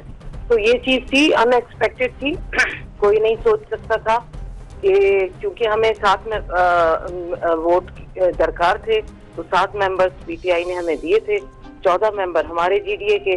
उन 14 मेंबर्स की आपको पता है कि उसका वजन था, क्योंकि PTI और MQM के हवाले से वो बहुत अहमियत रखते थे वोट, तो हमने वो उस हिसाब से किया और उनकी MQM की निकल आई 2 सीटें, इसी तरह PTI की भी आराम से निकल आई 3 सीटें, लेकिन हमारी सीट में आकर सारी गड़बड़ हो गई। अब वो जो 6 मेंबर्स हैं वो कौन मेंबर्स हैं, हमने तहफुजात उनके सामने रख दिए थे कि आपने हमें एश्योरेंस दी थी कि ये मेंबर्स बिल्कुल। नुसरत सहर साहिबा, आपने जिक्र किया है कि आपके तहफुजात हैं, लेकिन अभी इतना मामला खराब नहीं हुआ कि इत्तेहाद ही टूट जाए। ऑब्वियसली अभी आप डिस्कशन कर रहे होंगे, खत भी लिखा गया है GDA की जानिब से इस मामले पर वज़ीर आज़म साहब को, उस हवाले से कुछ पेशरफ्त हुई है, उसमें क्या कहा गया, क्या डिमांड्स की गई हैं, कुछ मीटिंग्स की कॉल की गई है, इस पर बताइएगा। बिल्कुल जी, उसी दिन जिस दिन ये हुआ था प्राइम मिनिस्टर इमरान खान के साथ हमारे जो लीडर है सदरुद्दीन शराजी साहब, उनकी बात हुई और उनको तमाम ये चीजें बताई गई। उन्होंने फौरन कहा कि लिस्ट शेयर कीजिए, लिस्ट शेयर की गई, खत लिखा गया और ये रिक्वेस्ट की गई कि खुदारा आपके साथ भी ऊपर बड़ा अपसेट हो गया है, यहाँ सिंध में भी ये हो गया है, तो आप इन्वेस्टिगेशन कराएं, सारी एजेंसीज वगैरह आपके अंडर में आती हैं, आप उनका इस्तेमाल करें। क्योंकि देखिए ये चीजें अगर इस तरह ही होती रही और वो पार्टियां, वो जमातें बड़े फख्र से अगर इस चीज का बढ़ावा करेंगी और कहेंगी कि नहीं, और इस तरह वोट लेते रहे, लोगों के जमीर खरीदते रहे आगे, और खासतौर पर इमरान खान के दौरे हुकूमत में जब हमें उम्मीद हो कि वो तमाम बुराइयां, वो तमाम गलतियां जो है वो पहले कर चुके हैं, जो पार्टियां और खरीदो फरोख्त का, हॉर्स ट्रेडिंग का जो सिलसिला था, जो सोच के मतलब दिमाग घूमता था हमारे मुल्क में ये होता है, इतने अरबों और करोड़ों, और वो जो वीडियोस लीक हुई थी, ये सारी चीजें अगर हैं तो खुदा अब इससे ज्यादा और आपको क्या टाइम मिलेगा, इस वक्त इन तमाम चीजों की इन्वेस्टिगेशन कीजिए, उन लोगों को दुनिया के सामने लाइए कि जो जमीर बेचते हैं और खरीदो फरोख्त करके अपने मुल्क और आइन के साथ गद्दारी करते हैं। तो ये हमने कहा है, अब देखिए वक्त कब तक ये चीज होती है, और खुद उनके साथ बहुत बड़ा हाथ हो गया है, तो होना बहुत जरूरी है, नहीं होगा तो आगे जाके। ये बात आपने सही की, खुद उनके साथ बहुत बड़ा हाथ हो गया, लेकिन वो तो कहते हैं जी हाथ कोई नहीं हुआ, हमें पता है कौन लोग थे, हमें पता है किसने खरीदा और कहाँ से बिके। तो वो तो शायद इन्वेस्टिगेशन उस तरह से करना भी नहीं चाहते, because they are so sure कि कौन कौन उस तरफ गया। इलेक्शन कमीशन डिसाइड करेगा। आप जी PTI ने तो दरख्वास्त दे दी है, लेकिन नुसरत साहिबा सिंध असेंबली का अगर हम जिक्र करें या सिंध में सूरत हाल का अगर जिक्र करें तो वो सियासी तनाव बढ़ता ही जा रहा है। क्या इसका कोई हल नजर आ रहा है आइंदा आने वाले दिनों में? क्योंकि जैसे ये ऐवान ऐसे लगता है कि हंगामा खेज हुआ, कोई एजेंडा आवाम का तो डिस्कस हुआ नहीं, बस आपस में पॉलिटिकल खेल खेला जा रहा है दोनों पार्टीज या तीनों पार्टीज की तरफ से। आप तो हुकूमत के साथ खड़े हैं।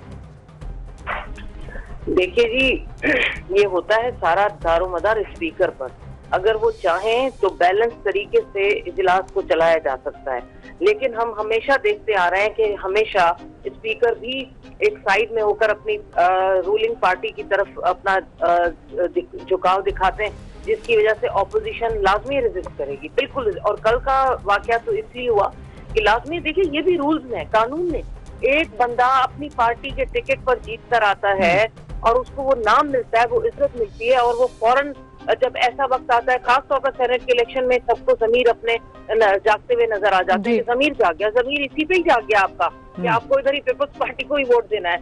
हद होती है। वो जब फ्लोर क्रॉस करेगा और आकर फिर बैठेगा भी वहीं, तो लाजमी चीखो पुकार तो मचेगी ना कि भाई ये क्या हो रहा है। लेकिन एक तरफ आपने खत भी लिख दिया, एक तरफ आपने इसकी तहकीकात का मुतालबा भी किया, लेकिन वहीं पर पाकिस्तान तहरीक इंसाफ के साथ मिलकर जो सूरत हाल अपोजिशन क्रिएट करती है असेंबली में, इससे तो कार्रवाई आगे बढ़ नहीं सकती है। कल जो हुआ है रूटीन में ऐसे होता है, आपको लगता नहीं है कि कार्रवाई होते रहनी चाहिए, जो मामलात हैं वो इसके अलावा सेटल होने चाहिए? मुझे बात करें, इधर दो चीजें अलग है। ये वो मेंबरान थे जिसके बारे में कल हंगामा हुआ है, एक असलम अब्रो और एक शहरियार, ये दो ऐसे थे जो बहुत, ये तो हमने वैसे ही शॉर्ट कर दिए थे। ये दो मेंबर अलल ऐलान कह चुके थे, वो अनाउंस कर चुके थे कि हम इनको वोट नहीं देंगे। तो वो तो अब पीटीआई का है कि उसको किस तरह उनको टैकल करते या जो है, लेकिन असेंबली के अंदर अगर आप अपनी पार्टी की सीटों से हटकर उधर जाकर बैठ जाएंगे तो ये तो सीधा जिलेरी देखिए। अच्छा, मुझे सिर्फ मुझसे साहिबा जाते जाते ये बता दीजिएगा कि फिक्स थी सीटें, जैसे आपने कहा कि पीटीआई ने 7 वोट आपके लिए फिक्स किए थे, एमक्यूएम को अपने ही 21 वोट मिलने थे, उनके सेनेटर्स मुंतखब हो गए, जीडीए को 1 हो गया, दूसरे नहीं हो सके, 7 वोट नहीं मिल सके, तो इस पर जीडीए अब नाराज नहीं है हुकूमत से, सिर्फ ये चाहती है कि इन्वेस्टिगेशन कराए। देखिए, आपके पास मालूमात की कमी है। जीडीए का एक ही सेनेटर बनना था और वो नहीं बना, सॉरी ये कंफ्यूजन हो गई जी। हाँ जी, एक ही कैंडिडेट था, वो भी नहीं हुआ। 7 वोट्स नहीं मिले ना पीटीआई के, बता रही हूँ ना जी, एक ही कैंडिडेट था हमारा सिंध से। और अब आप लोग पीटीआई से नाराज हैं या फर्दर इन्वेस्टिगेशंस के लिए सिर्फ कहना चाहते हैं? जी, हमने बिल्कुल उन्हीं को कहा है, और सारा वजीर आजम के हाथ में सब कुछ है, वो चाहें और इलेक्शन। ठीक है, वजीर आजम के हाथ में सब कुछ है, वो चाहें तो इस पर इन्वेस्टिगेट कर सकते हैं, एजेंसीज उनके अंडर हैं और ये होना भी चाहिए। बहुत शुक्रिया नुसरत सहर अबाही साहब, आप हमारे साथ मौजूद थी और मामले बढ़िया। अभी आपको ले चलेंगे मुस्तफा कमाल साहब, चेयरमैन पीएसपी हैं, वो मीडिया से गुफ्तगू करें।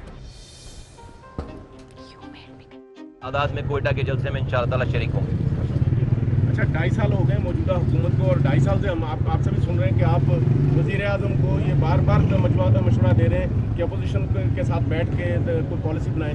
मौजूदा हुकूमत की पॉलिसी कोई समझ आती कि 2.5 साल तो हो गए उनको, वो क्या चाहती क्या है, हुकूमत किस तरह कर रही है? तो मुझे लगता है कि मौजूदा हुकूमत की पॉलिसी मौजूदा हुकूमत को भी समझ में नहीं आती शायद, और मुझे तो, मैं कोशिश करता हूँ समझने की, लेकिन मेरे समझ में नहीं आती, इसलिए कि सबसे पहली बात है, जो हुकूमत होती है, जब हुकूमत में जब आ जाते हैं तो आप झुक जाते हैं, आप जो है वो लोगों को साथ मिलाकर चलते हैं, आप लड़ाई नहीं करते। लड़ाई तो अपोजिशन करती है, यहाँ तो हुकूमत खुद से लड़ाई के मौके, हर दिन नए लड़ाई के मौके दे रहे हैं। और मैं समझता हूँ कि जो हुकूमत को सपोर्ट करने वाले लोग हैं या जो भी लोग हैं, जैसे भी लोग हैं, वो खुद इस रविश से बहुत ज़्यादा परेशान होंगे, इसलिए कि उनको ये पता है कि ये मुल्क इस तरह से लड़ाई करके नहीं चल सकता, ये बादशाहत नहीं है।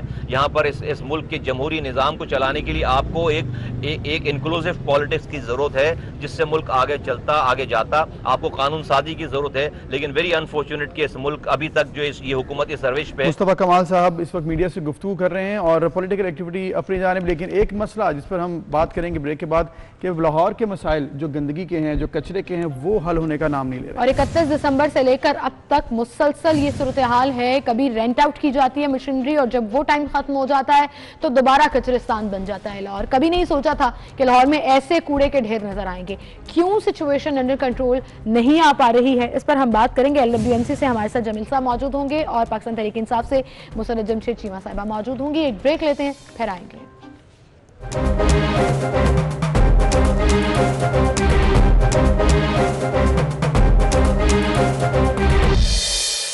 एक बार फिर से आपको खुशामदीद कहेंगे। लाहौर कचरिस्तान बनता जा रहा है, कहाँ बागों का शहर और कहाँ कचरों के ढेर, और वो ढेर भी कोई ऐसी जगह पर नहीं जो हम कहते हैं कि गुंजान आबाद इलाके हैं, या हम ये कहते हैं कि ऐसे इलाके हैं जहाँ पर रिमोट एरियाज हैं, पोश इलाकों में। वो मॉडल सड़कें जो हम गिनवाया करते थे कि ये 4-5 सड़कें हैं जिस पर गवर्नमेंट का फोकस है, तब हमारा एतराज ये होता था लेकिन अब तो वो सड़कें भी मॉडल नहीं रही। ये सूरत हाल पोश इलाकों की है, पहाड़ लगे हुए हैं। इसके अलावा ज्यादा अफसोसनाक बात यह है कि ये मामला सबको मालूम है और LWMC लाहौर और गवर्नमेंट इस पर काम भी कर रही है, कोशिश भी कर रही है। कहा जाता है कि हम इसको क्लीन मुहिम में हमने चलाई है, हम ठीक कर देंगे, लेकिन हो नहीं पा रहा। मशीनरी नहीं है, नए जो टेंडर्स पास करने थे वो नहीं हो सके हैं। तीसरा महीना है ये आपका, और आपका दिसंबर में कॉन्ट्रैक्ट खत्म हो गया था टर्किश कंपनी से। आपने क्या प्लान बनाया? कॉन्ट्रैक्ट ही नहीं कर सके। आपने उस वक्त बोला कि टेंडर्स ले लिए, लेकिन कॉन्ट्रैक्ट नहीं हो सका। रेंट आउट की मशीनरी, वो टाइम भी खत्म हो गया। लॉक बैक, अब जो बैकलॉग है वो इस कदर इकट्ठा हो गया है, ताफुन और बदबू उठने लगी है। लाहौर की फिजा में जनरली आप सोचिए कि एक कूड़े की स्मेल मुसलसल आ रही है। तो दैट मींस कि परेशानी लाहौरियों के लिए बहुत ज्यादा है। लाहौर वाले इस वक्त क्या फील कर रहे हैं, क्या वो कह रहे हैं, हमने उनसे बात की, आपको भी दिखाते हैं। ये है कि उठा लेते हैं, लेकिन 3-4 दिन फिर भी लग जाते हैं। वो कोई 2 महीने के बाद कभी उनको ख्याल आ जाए तो फिर वो आके वो सफाई करते हैं, और उसकी वजह से कई एक्सीडेंट भी होते हैं। सगियाँ पुल के ऊपर साइडों पे डस्ट बहुत ज़्यादा वो बड़ी जम जाती है। कभी ट्राली भादर मुड़ के उन्हें फिर प्यार इंदा। नहायत ही बदतरीन हालत है कूड़े की। हमने खुद PTI से हैं, हम PTI को वोट दिया और पछता रहे हैं कि PTI को वोट क्यों दिया। ਤੁਹਾਨੂੰ ਕੂੜੇ ਦੇ ਅੰਬਾਲ ਪਹਾੜ ਨਜ਼ਰ ਆਣਗੇ। ਕਿਸੇ ਵੀ ਗਲੀ ਮੁਹੱਲੇ ਜਾਂ ਰੋਡ ਦੇ ਉੱਤੇ ਤੁਸੀਂ ਜਾਓਗੇ ਤੁਹਾਨੂੰ ਆਟੋਮੈਟਿਕਲੀ ਨਜ਼ਰ ਆਏਗਾ, ਬਜਾਏ ਫੁੱਲ ਜਾਂ ਕਿਸੇ ਚੀਜ਼ ਦੇ ਤੁਹਾਨੂੰ ਸਿਰਫ और सिर्फ ਕੂੜਾ ਨਜ਼ਰ ਆਏਗਾ। ਕੂੜੇ ਦਾ ਕੋਈ ਨਿਜ਼ਾਮ ਨਹੀਂ, ਕਿਸੇ ਨੂੰ ਕੋਈ ਤਵੱਜੋ ਨਹੀਂ ਦੇ ਰਹੇ। पहले शबाशी दौर होता सी, कूड़े वाल तवज्जो दी जाती थी, तवज्जो दी जाती थी, लेकिन अब तवज्जो नहीं दी जाती। कई दिन गुजर जाते हैं, कूड़े के अंबार हैं, पहाड़ नजर आ रहे हैं शहरियों को। ये लाहौर का शहरी है जो कि परेशान थे। मैं भी लाहौरी हूँ और लाहौर की शहरी हूँ, और आप यकीन जानिए कि रास्ते में जब मुझे इस तरह गंदगी नजर आती है तो मुझे याद आता है कि ये वो लाहौर है जिसकी मिसालें पूरा पाकिस्तान दिया करता था, कराची दिया करता था कि कराची साफ सुथरा नहीं है, लाहौर जैसा सिस्टम आ जाना चाहिए। नजर लग गई लाहौर को और वो सिस्टम भी गया और कूड़े के ढेर। अब इसका हल क्या है, क्यों नहीं हल तलाश किया जा सका? लाहौर वेस्ट मैनेजमेंट कंपनी के तर्जुमान जमील साहब हमारे साथ मौजूद हैं, उनसे हम जानेंगे कि आखिर क्या वजह है इतने ज्यादा डिले की। अस्सलाम वालेकुम जमील साहब। जी वालेकुम सलाम। थैंक यू जी, थैंक यू, आपका शुक्रिया, आपने वक्त दिया। ये बताइएगा कि ये मामला अब का नहीं है, गुज़िश्ता 3 महीने से हम ये मामला देख रहे हैं। दिसंबर में ये शुरू हुआ, मार्च का मिड आने वाला है। ये हल नहीं निकल सका, दरमियान में ठीक हुआ, फिर कूड़ा मतलब नजर आ रहा है सड़कों पे। क्या सूरत हाल है इस वक्त? जी बिल्कुल, दरमियान में ठीक हुआ था। उस वक्त हमने रेंटल मशीनरी एंगेज की गई थी जो कि 40 रोज के लिए थी, फिर वो मुआहदा खत्म हुआ। अब जो 112वां बोर्ड का इजलास हुआ उसमें ये तय हुआ और उसमें डिसीजन लेके कल से यानी मिशन क्लीन लाहौर जो है उसका कल पहला रोज था। और जैसा कि आपने बताया, CEO ने भी बताया, बाकी कंप्लेंट अथॉरिटीज ने भी, कि ये इससे मामूल के ऑपरेशन के साथ साथ तमाम बैकलॉग जो इस वक्त 10,000 टन से जायद का है उसको क्लियर किया जाएगा। आज मिशन क्लीन लाहौर का दूसरा रोज है। इंशाल्लाह ये 7वें रोज यानी हफ्ते तक आपको लाहौर पहले वाली हालत में नजर आएगा बिल्कुल। और पैरेलल जो है वो बाकी सारे माजरत के साथ जमील साहब, ऐसे दावे बहुत सुन लिए, बहुत देख लिया ये तमाम सिलसिला, क्योंकि जब कॉन्ट्रैक्ट खत्म हो रहा था तब भी हमें हुकूमती तर्जुमानों ने, LWMC के लोगों ने आकर ये बताया कि टेंडर हो गया है, बस कंपनी अब आ ही जाएगी। वो रेंटल वाला टेन्योर भी खत्म हो गया, अब दोबारा से आप कह रहे हैं बैकलॉग खत्म हो जाएगा। परमानेंट सोल्यूशन क्यों नहीं निकाला जा रहा, क्यों नहीं कॉन्ट्रैक्ट किया जा रहा? जी बिल्कुल, इसमें एक शॉर्ट टर्म सोल्यूशन है जी, एक लॉन्ग टर्म सोल्यूशन। अभी हमने शॉर्ट टर्म सोल्यूशन पे काम कर रहे हैं क्योंकि शहर में सफाई जो है आपको पता है रोजाना 5,000 टन वेस्ट। सर मुझे तो ऐसा लग रहा है 3 महीने से शॉर्ट टर्म ही काम हो रहा है, लॉन्ग टर्म के ऊपर ना कोई सोच रहा है ना कोई देख रहा है। हमें ज्वाइन किया है तर्जुमान रही हैं और अभी मेंबर है असेंबली की मुसरत जमशेद चीमा साहिबा, और उनसे हम जान लेते हैं। मुसरत साहिबा, लाहौर का हाल आप देख ही रही होंगी, आप खुद भी लाहौरी हैं, क्या सूरत हाल हो गई, क्यों नहीं कंट्रोल हो पा रहा गवर्नमेंट से? देखें, सबसे पहले तो मैं अर्ज करूं कि इंशाल्लाह अभी हमारा अमला भी पूरा हो गया कि 14,000 से ज्यादा वर्कर्स LWMC ने हायर किए हैं, और उसके बाद कभी भी इक्विपमेंट के बगैर और मैन पावर के बगैर जो है बाकी तो खाली बातें ही होती हैं। तो अब अल्हम्दुलिल्लाह इनके पास स्टाफ पूरा है और डिपार्टमेंट ने ये कमिटमेंट भी दी है और CM साहब ने इनको ये लास्ट डेडलाइन दी है और वाज़ेह हदायत जारी की हैं। और उसमें जो लॉजिस्टिक कल ही अगर हम देखें तो जो प्रॉब्लम थी वो तो थी, लेकिन अब मेरा नहीं ख्याल कि अगर अभी भी नहीं होता है तो फिर मेरा ख्याल है कि इतने बड़े बड़े डिपार्टमेंट जो करोड़ों अरबों रुपए अवाम के टैक्स के पैसे से सैलरी लेते हैं। आपकी बात बिल्कुल ठीक है कि आपने कहा कि ऐसा अभी भी नहीं होता तो फिर सवालिया निशान है, लेकिन आपको याद होगा जनवरी में आपकी हमारे से बात हुई, आपने कहा 1 हफ्ते में सारा मामला ठीक हो जाएगा और बड़े वसूख तरीके से आपने कहा था कि हो जाएगा, इसमें आप लिख कमिटमेंट हो रही है, ये हो जाएगा, टेंडर्स हो गए हैं, टेंडर्स हो जाएगा। तो फिर गवर्नमेंट आखिर टेंडर ही क्यों नहीं पास कर सकी? क्या पॉलिसी के नया टेंडर हुआ नहीं, नई पॉलिसी बनाई नहीं, पिछलों को भेज दिया लड़ाई करके? देखिए अबूजर, पिछलों को हमने लड़ाई करके नहीं भेजा। एक तो उनका कॉन्ट्रैक्ट खत्म हो गया था और ये बिल्कुल उसी तरह ही है जैसे बाकी तमाम इन्होंने कॉन्ट्रैक्ट पिछली हुकूमतों ने किए हुए थे। उसमें हमें सालाना अरबों रुपए का चूना लग रहा था और परफॉर्मेंस उनकी अप टू द मार्क नहीं थी। जो कॉन्ट्रैक्ट साइन हुआ था उसमें बहुत सारी चीजें इन्होंने पूरी नहीं कर रहे थे और उसमें मैंने, मेरा ख्याल है कि आपको बताया था पिछले आपके प्रोग्राम में, सारे फिगर्स आपके सामने रखे थे। इम्पोर्टेंट चीज ये है कि ऐसे ब्लैकमेलर जिन्होंने अरबों रुपए यहाँ से मुनाफे की शक्ल में भी कमाए, करप्शन की शक्ल में भी कमाए और फिर उन्होंने जिस तरह से हमें 20 मुसरत साहिबा, वो चोर थे, डाकू थे, लूट गए, खा गए, करप्शन कर गए, बेसाख्तगी कर गए, खराब थे। 31 दिसंबर को कॉन्ट्रैक्ट खत्म हो गया तो आप ले आते जो अच्छे हैं, जो शफाफ तरीके से काम करेंगे, रेगुलराइज काम करेंगे, ऑनेस्टली काम करेंगे। क्यों नहीं आ सका? आज 9 मार्च हो गई, 31 दिसंबर से लेकर अब तक तीसरा महीना शुरू हो चुका है। खालिद साहब, जमील साहब आपकी तरफ मैं आऊंगी, मुसरत साहिबा आपसे इस पर बात करेंगे, लेकिन जमील साहब कब तक कॉन्ट्रैक्ट हो जाएगा? क्योंकि अब ये बर्दाश्त से बाहर हो रहा है, लाहौरियों की भी ताफुन बीमारियां फैल रही हैं, फिर हॉस्पिटल्स पर लोड पड़ जाएगा तो आपका दूसरा डिपार्टमेंट भी खराब हो जाएगा क्योंकि हेल्थ के हालात भी कुछ अच्छे नहीं है। तो कब तक कूड़ा उठा लेंगे? कोई डेडलाइन दे सकते हैं? जी, कूड़ा आपको पता है, ये मिशन क्लीन लाहौर के तहत आज दूसरा रोज है, तो ये 7 रोज में यानी हफ्ते वाले रोज तक तमाम बैकलॉग क्लियर हो जाएगा। मशीनरी जो जिसकी कमी थी 150 के करीब हमने जाती मशीनरी जो है वो ली। 300 पहले थी, जो तर्कश से हमारे पास मशीनरी आई थी उसमें से आधी से ज्यादा मशीनरी ऑलमोस्ट खराब थी, उसको रिपेयर करके उसको फील्ड में लेके आए। 50% उनकी मशीनरी जो है इस वक्त फील्ड में, जो 150 के करीब मशीनरी की कमी थी वो हमने जो है कल पूरी कर ली। कल सुबह से वो तो ये शॉर्ट टर्म प्लान है या लॉन्ग टर्म प्लान है?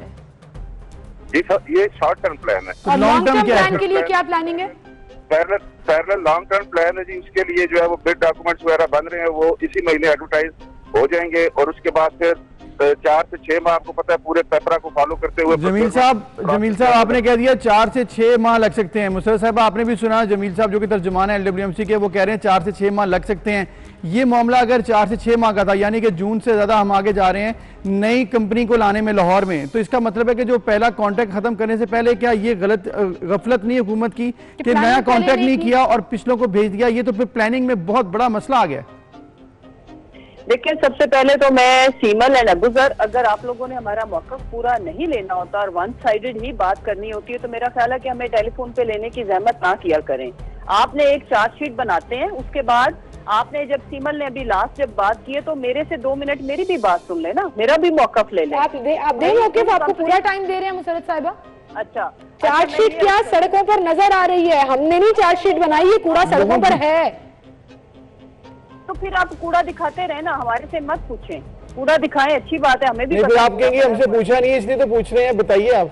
जी, तो आप उन कंपनीज को इतना फेवर ना करें, आपके भी टैक्स के पैसे वो चोरी करते रहे। मैडम, अगर आप बात सुन रही है ना तो किसी ने कंपनी को फेवर नहीं किया, हम आवाम को फेवर कर रहे हैं जो सफर कर रही है इस कूड़े से। एक second, let me give my stance. आप उससे मे भी डिसएग्री कर ले, लेकिन मुझे मेरा बात करने दें। जी करिए। ये लग रहा है कि आपकी जो चैनल 24 है उनको इस वक्त कूड़े से ज्यादा इशू ये लग रहा है कि हमने उस कंपनी का कॉन्ट्रैक्ट क्यों खत्म किया। तो वो मैं अर्ज कर देती हूँ, वो इसलिए खत्म किया था कि वो लोग, आप एक तो उनको डॉलर के अंदर पेमेंट जा रही थी और जो उसके अंदर सालाना इंक्रीमेंट था, इंक्रीज थी, वो अनएक्सेप्टेबल थी। और अभी हम देखें, हम अगर आपको एक तर्जुमान जो डिपार्टमेंट के वो आपको कह रहे हैं कि चले वो वीक कह रहे हैं, मैं इसको 10 डेज तक कह देती हूँ। बैकलॉग उन्होंने वीक्स नहीं कहा, उन्होंने 4 से 6 महीने कहा मुसरत साहिबा। और दूसरा 24 का कोई एजेंडा नहीं है और ना ही 24 न्यूज का पुरानी कंपनी के साथ कोई कॉन्ट्रैक्ट था कि हमें कमीशन मिलता था। हमारा एजेंडा सिर्फ ये है कि नया कॉन्ट्रैक्ट क्यों नहीं किया जा रहा, लाहौर की सड़कें हमें साफ सुथरी क्यों नहीं मिल रही, आवाम परेशान है। अगर आप जिम्मेदारी नहीं लेना चाहती तो साफ कह दीजिए। हम क्यों नहीं जिम्मेदारी लेना? अभी आपने बोला कि आप कूड़ा दिखाते रहिए, हमसे मत पूछिए। नहीं, मेरी बात सुने ना सिमल मैडम, आप मेरी बात सुने। जी बिल्कुल सुन रही हूँ। ये है, अब सुने 2 मिनट बीच में इंटरप्ट किए बगैर। देखें, मैं जो कह रही हूँ, अगर उन्होंने आपको शॉर्ट टर्म प्लान बनाया, शॉर्ट टर्म प्लान से मुराद ये कि 6 मंथ तक तो कूड़ा हम उठाएंगे ना। आपको किसने कहा कि नए कॉन्ट्रैक्ट खत्म होने तक कूड़ा वैसे ही पड़ा रहेगा? ये जो 14,000 से ज्यादा मुलाजमीन है, ये जो इतनी ज्यादा सैकड़ों की तादाद में मशीनरी आपको बताई जा रही है, तो ये उठाएगी ना। दूसरी जहाँ तक रहेगी बात, उसके बाद बाकी जो चीजें हैं वो गवर्नमेंट नहीं करनी है, मीडिया चैनल तो नहीं कूड़ा उठाते ना। अगर आपकी इजाजत हो तो हम इंटरप्ट कर लें। अब मुसर्रत साहिबा, अब अगर आपकी बात कंप्लीट हो गई हो तो क्या ये पूछ सकते हैं आपसे कि ये जो 4 से 6 महीने लग रहे हैं, आपको नहीं लगता कि ये लेट है, ये डिलेड है, ये एडमिनिस्ट्रेशन की गफलत है या हुकूमत की? इसमें क्यों डिले नहीं होना चाहिए था? ठीक है, आपने पिछली कंपनी भेज दी, लेकिन आइंदा का प्लान बनाए बगैर भेजी, क्या ये सही नहीं है? देखिए, आइंदा का प्लान बिल्कुल ठीक है, अकॉर्डिंग टू आवर प्लान हम ठीक जा रहे हैं। लेकिन ये बात ठीक है कि कुछ लोगों के जो बीच में काली भेड़े हैं, जो अभी भी उस माफिया का हिस्सा है, जो बेनिफिशरी थे इस सारी करप्शन मनी के और उस सिस्टम के, उन्होंने ये सारा गंद डाला है। तो हम भी एक को हम ये गिव अप करने वाले हैं नहीं। There you come. That's what I wanted you to say, Musarrat साहिबा, कि काली भेड़े हैं, माफियाज हैं। ऐसे ही नहीं रिजाइन किए गए थे LWMC के हायर मैनेजमेंट की तरफ से। उन्होंने भी निशानदेही की थी कि देयर आर पीपल जो गवर्नमेंट और कंपनी के बीच में, जो भी कंपनी है, एक मसला क्रिएट कर रहे हैं कि आवाम को डिलीवर नहीं हो पा रहा। ये असल पॉइंट था जिस पर मैं आपको लाना चाह रही थी। तो वही नो ना सीमल, ये कैसे हो सकता है कि ये सारा कुछ हो रहा हो और हमें पता ही ना हो? वही नो, लेकिन आवाम को तो देखें ना, आवाम को पहले हम सर्विस तो दे लें, उसके लिए we are on it. But जो सर्विस के रास्ते में जो रुकावट है, आवाम को उससे सरोकार नहीं है, वो नहीं सुनना चाहते। लेकिन मैं अभी चूंकि आपके चैनल ने ये बात शुरू कर दी है, नहीं हमने अकेले नहीं किए मुसर्रत साहिबा, हम अकेले नहीं कर रहे हैं, सब चैनल से कर रहे हैं। आप देखें तो सही, सब चैनल यही गुफ्तगू कर रहे हैं कि लाहौर की सड़कों पे कूड़ा जितना अब नजर आ रहा है 4 महीने से, कभी पहले नहीं था। मैं तो जो इस इशू की बात कर रही हूँ कि ये जो काली भेड़ों वाला इशू है, इसको आपने हाईलाइट किया, तो मैंने कहा मैं बात कर लूँ। बाकी तो चैनल्स करेंगे, जब कूड़ा सड़कों पे पड़ा हुआ तो चैनल्स क्यों ना रिपोर्ट करें। मैं ये दूसरा तीसरा चैनल है जिसपे इसके ऊपर अपना मौका दे रही हूं। इम्पोर्टेंट चीज ये है, देखें ये इशू है और ये आपसे मैं एग्री करती हूँ, ऐसे नहीं होना चाहिए था। लेकिन मैं अपना पॉइंट ऑफ व्यू ये दे सकती हूँ कि इसमें गवर्नमेंट की गलती नहीं है। गवर्नमेंट को जिस तरह से ये लोग, जो माफिया जो खुद बेनिफिशरी होता है करप्शन के पैसे का, वो सिस्टम के अंदर मौजूद है और वो इस तरह से अपहज करना चाह रहे हैं, लेकिन हम होने नहीं देंगे। उम्मीद करते हैं कि ऐसा हो ना सके और आइंदा चंद हफ्तों में ये मामला सेटल हो जाए। जहां चैलेंजेस हैं डिलीवर करने के, परफॉर्मेंस देने के, वहीं पर चैलेंजेस इन माफिया से लड़ने के भी हैं। और माजरत के साथ वो आपके अपने अंदर सिस्टम में ही है, वो ब्यूरोक्रेसी साइड पर देख लें, वो चाहे पॉलिटिकल साइड पर देख लें। तो इन चीजों को फिगर आउट करना जो है ना, वो सिचुएशन बड़ा आसान बना देते हैं। जमील साहब, आप जाते जाते क्या बताएंगे कि 4 से 6 महीने तो आपने लॉन्ग टर्म बता दिया, ये जो शॉर्ट टर्म है क्लीन लाहौर मुहिम, ये कितने दिन तक जारी रहनी है? 4 से 6 माह मैंने इसलिए बताया कि पेपरा के कवानीन के मुताबिक हमने सारी टेंडरिंग या डॉक्यूमेंट या मशीनरी जो है वो इंडक्ट करनी है। ठीक है, रूल्स को फॉलो करना है, रूल्स को बाईपास करके तो कोई काम नहीं करता। ठीक है, मीनवाइल जब तक वो लॉन्ग टर्म प्लान पे काम होता रहेगा, शॉर्ट टर्म प्लान जो है वो इंटैक्ट है और अब जो है वो डिप नहीं आएगा। अब मशीनरी जो है वो हमने वो हायर कर ली है, जो है वो अब डिप नहीं आएगा। ठीक है, ये अच्छी बात है, आपने ये कहा कि अब डिप नहीं आएगा। हम उम्मीद करते हैं कि ऐसा ही हो। बहुत शुक्रिया जमील साहब, आप हमारे साथ मौजूद थे, और मुसर्रत जमशेद चीमा साहब आप हमारे साथ मौजूद। 4 से 6 महीने लॉन्ग टर्म, लेकिन अब डिप नहीं आएगा 4 से 6 महीने में, ये क्लेम उन्होंने कर दिया। कि आप जिम्मेदारी ना लें, ऐसा नहीं हो सकता कि आप बात ना करें। जाते जाते मुसर्रत साहिबा ठीक बात कर गई कि माफियाज भी हैं, लेकिन वो माफियाज आपके अपने नीचे नाक तले ही पिनप रहे हैं, जिनको फिगर आउट करना पड़ेगा, पकड़ना पड़ेगा, अदरवाइज सिस्टम कोलैप्स करता रहेगा और फिर वो गवर्नमेंट की इनकम्पिटेंस में आता रहेगा। अभी एक ब्रेक लेनी है हमने, और ब्रेक के बाद हम बात करेंगे कि सेहत का ख्याल आपने कैसे रखना है, अच्छा खाएं पिएं किस तरह से, और किस तरह से आप अपनी हेल्दी लाइफस्टाइल को इन हालात में मजीद बेहतर कर सकते हैं। बिल्कुल, एक छोटी सी ब्रेक लेते हैं, फिर हाजिर होंगे।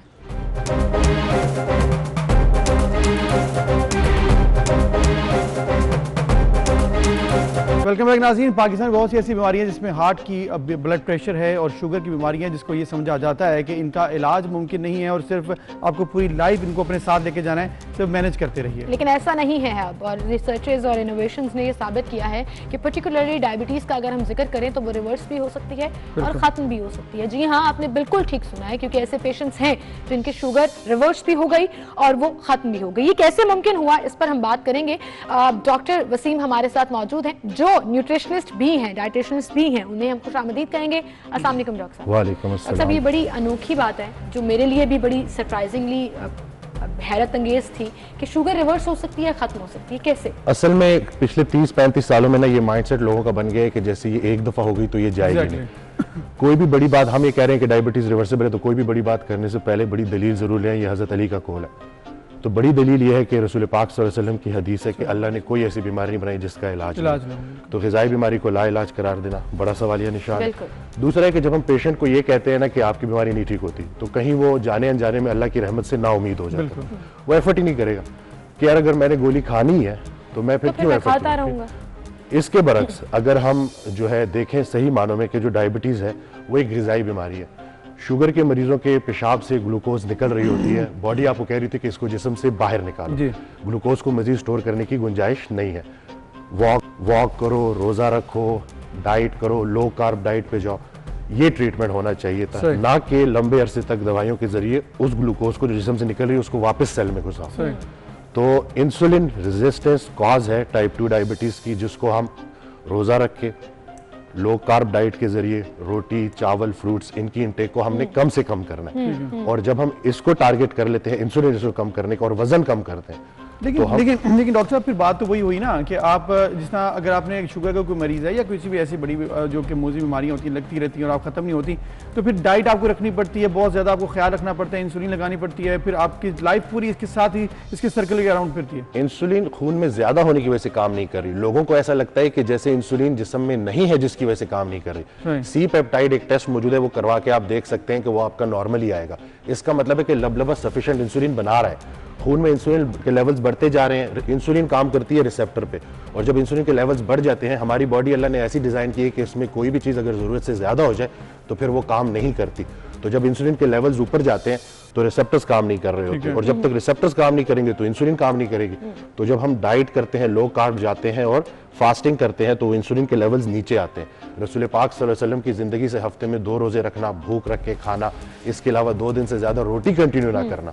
याद रखिए कि पिछले 50 सालों में जो खुराक चेंज हुई है इतने पिछले 5000 सालों में नहीं हुई। तो हमने नजर भी इसी पे ही रखनी है। सही। लेकिन डॉक्टर साहब आपने जैसे जिक्र किया ये प्रिवेंशन की बातें हैं, ये वो चीजें हैं कि आपको शुगर ना हो। फॉर एग्जाम्पल मेरी फैमिली में डायबिटीज है तो मैं ये कर लूं तो मैं अपने आप को शुगर से बचा सकती हूँ। बट जो शुगर के पेशेंट्स हैं वो तो प्यास बर्दाश्त नहीं करते, भूख बर्दाश्त नहीं करते, वो तो जनरली रोजे नहीं रख पाते हैं। ये तो बड़ा डिफिकल्ट कैसे डिजाइन करें। यही बात मैं कर रहा हूँ कि यही जो आपने कहा ना कि प्यास लगती है, भूख, ये इस वजह से लगती है क्योंकि खून में इंसुलिन लेवल ज्यादा है, जिसकी वजह से शुगर ज्यादा है, ग्लूकोज ज्यादा है, जिसकी वजह से प्यास लग रही है। लो शुगर भी हो सकती है अगर आपने खाना अगर हम इंसुलिन को लेवल को नीचे ले आए तो शुगर स्टेबल हो जाती है, ये तहकीक कहती है। ठीक है। बाहर ममालिक में बहुत सारे डॉक्टर्स हैं जो इलाज बिल ग़िज़ा के जरिए, कार्डियोलॉजिस्ट हैं, नेफ्रोलॉजिस्ट हैं, जो कि अपने पेशेंट्स को ट्रीट कर रहे हैं। First line of treatment medical की बुक्स में भी लाइफस्टाइल मॉडिफिकेशन, और लाइफस्टाइल क्या है? डाइट और एक्सरसाइज को चेंज करना। 80% ग्लूकोज मसल्स को चाहिए होती है, तो अगर हम एक्सरसाइज करेंगे और अपने पट्टों को मजबूत रखेंगे तो ग्लूकोज स्टोर करने की कैपेसिटी बढ़ जाएगी। तो इस तरह से ये नहीं कि पिछले 30-35 सालों में ना एक स्ट्रेंथ ट्रेनिंग के ऊपर काम किया गया, ना डाइट के बारे में, लोग फ्रूट्स को सिर्फ मेडिसिन खा के तो है ना अपनी जिंदगी गुजारते हैं। और याद रखिएगा कि आप रोटी नहीं छोड़ेंगे, डायबिटीज आपको नहीं छोड़ेगी, और ये कोई उम्र कैद नहीं है। आपने, मैं जो बात करूं ना इंसुलिन रेजिस्टेंस, तो आप इंसुलिन का टेस्ट करा के उस इंसुलिन को वो आपका 10 आता है, 15 आता है, 20 आता है, उसको जब आप 2 पे ले आएंगे तो आप उसके बाद रोटी, चावल, फ्रूट्स खा सकेंगे। लेकिन बीमारी बढ़ी हुई है और आप रोटी भी नहीं छोड़ना चाहते, जिस वजह से बीमारी फिर आपकी दोबारा से वो एक्टिव हो जाएगी। डॉक्टर साहब आप चूंकि बहुत से ऐसे पेशेंट्स भी देख रहे होंगे आपको और वो चाहते होंगे कि कुछ उनको एडवाइस मिल जाए, तो कोई ऐसी आप मैनेजमेंट बताइएगा, स्ट्रेस मैनेजमेंट या फिर साथ डाइटरी मैनेजमेंट, जो कि एक पेशेंट कर सकता है और वो अच्छी हेल्दी लाइफ गुजार सकता है। अच्छा, एक लंबा अरसा ना मैं भी एडमिट करूंगा कि मैं पेशेंट को कहता था कम खाओ और ज्यादा वॉक करो, ये सही मशवरा नहीं है। सही खाओ, पट्टों की एक्सरसाइज करो और वॉक करो। सही खाने से मुराद क्या है? हम ये कहते हैं, हमने कहा इंसुलिन, जो खुराक इंसुलिन के लेवल्स बढ़ाती है वो आपके लिए खतरनाक है। तो जो खुराक का इंसुलिन इंडेक्स कम है, यानी कि वो कम इंसुलिन रिलीज करती है, वो आपके लिए फायदेमंद है। ये समझना क्यों जरूरी है?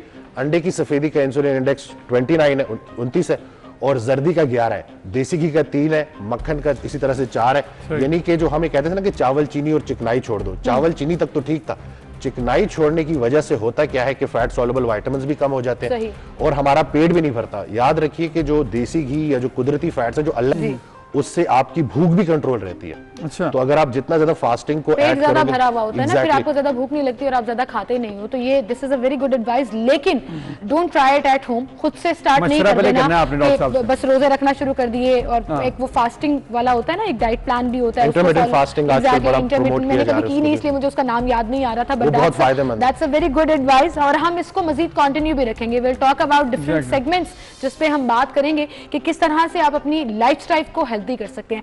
बट अगर 30 सेकंड्स का मैसेज आपने देना हो जनरली आवाम को, तो वो क्या होगा एज अ डाइटिशियन? 30 जो मेरे टाइम बड़ा शॉर्ट है, बट मैं यही बोलूंगा कि अपने कार्बोहाइड्रेट्स कम से कम नेट पे सर्च कर दें कि कार्बोहाइड्रेट्स क्या है। उनके बारे में जब आप जान जाएंगे तो उनको आप रिस्ट्रिक्ट कर लें। टोटल कैलोरीज के 30% से कम जो है वो आप कार्बोहाइड्रेट से लें, तो आपकी शुगर रिवर्स हो जाएगी और आप एक बेहतर अच्छी जिंदगी गुजार सकेंगे। यकीन जाने कि जैसे ही आप अपनी डाइट सेट करेंगे तो आपके जिस्म में जो दर्द है, जो थकावट है, जो सुस्ती है, जो स्टोर्ड एनर्जी है, जब वो इस्तेमाल में आएगी तो पूरे पट्टों को तवानाई मिलेगी, ब्रेन को तवानाई मिलेगी और आप एक अच्छी जिंदगी गुजार सकेंगे। जबरदस्त, बहुत कमाल बात की। और जो सबसे अच्छी बात आज के हमारे यहाँ पे जो हमने टेकआउट किया है वो ये है कि हर बीमारी का इलाज है, क्योंकि ये हमारे इस्लाम में है कि कोई अल्लाह ताला ने बीमारी ऐसी नहीं रखी, सिर्फ मैनेजमेंट है, वो आपने खुद लाइफस्टाइल चेंज करना है। जी लाइफस्टाइल जरूर चेंज कीजिए, गौर कीजिए कहाँ गलती है, क्या उसको ठीक करना है। लेकिन हमें अभी फिलहाल इजाजत दीजिए, इंशाल्लाह कल मिलेंगे। अपना ख्याल रखिएगा। अल्लाह हाफिज।